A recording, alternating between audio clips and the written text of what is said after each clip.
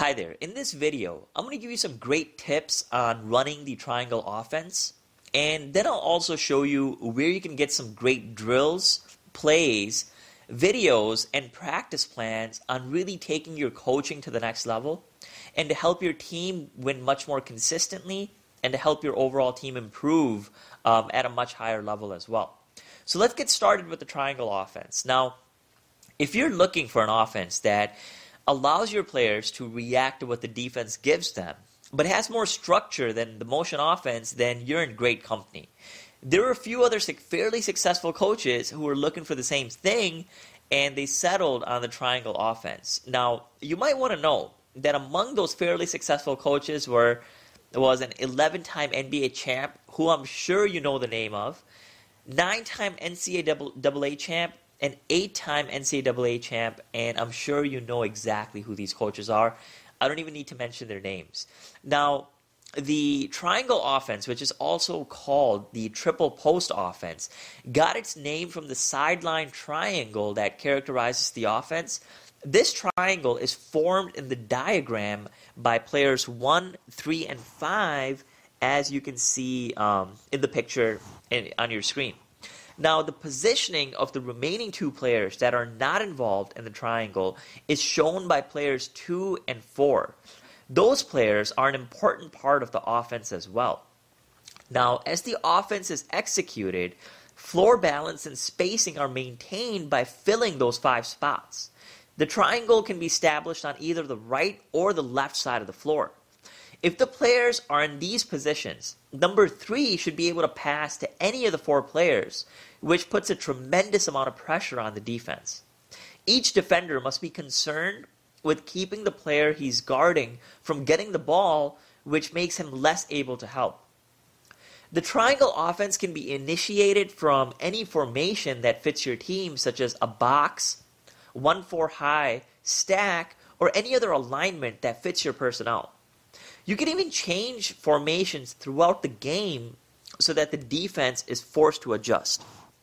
Now, the most common way to start the triangle offense is for the guard, who's the player 1, to pass to player 3 at the free throw line extended, as you see in the picture in front of you. The first option is a give and go between 3 and 1.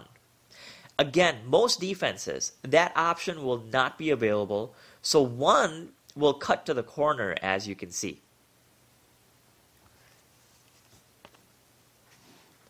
The second look is to get the ball to the post player 5.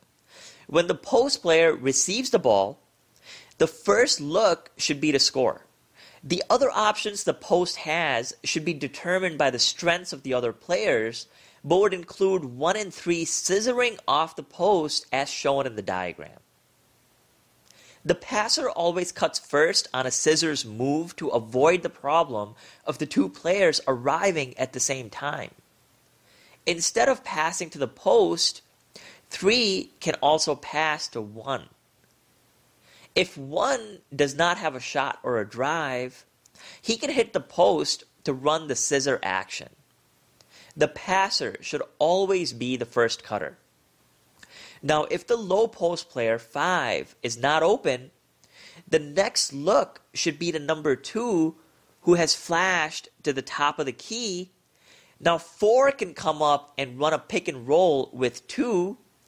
Another choice is that 2 can pass to player 4 and then cut around him for a handoff, as you see in the picture on the screen.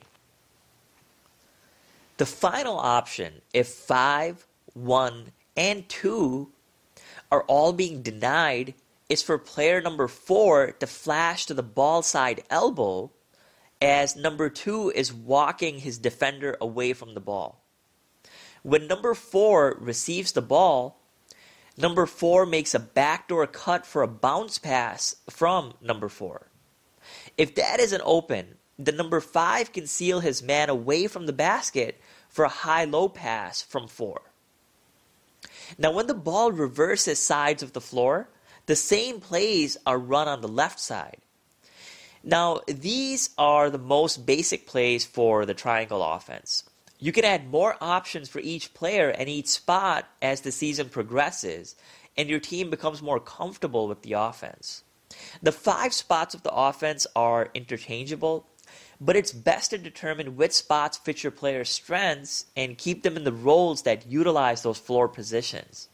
Most teams do not have 5 players who are capable of playing every spot.